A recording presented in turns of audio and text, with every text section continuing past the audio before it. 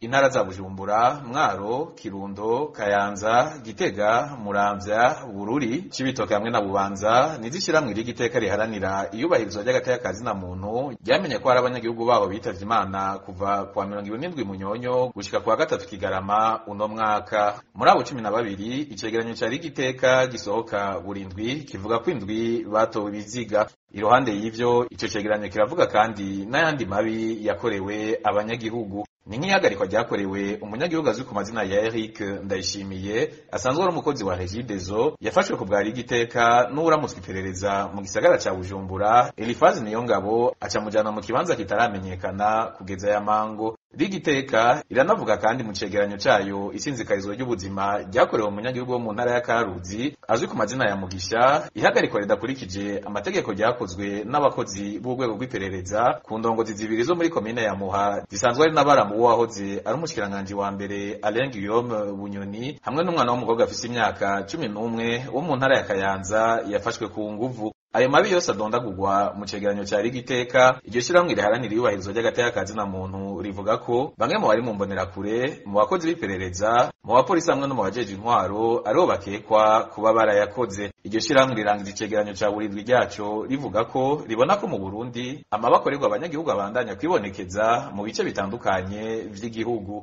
ari nako risaba leta y'u Burundi guhana abagirizwa ayo mabi hatagiyemwo guhengama.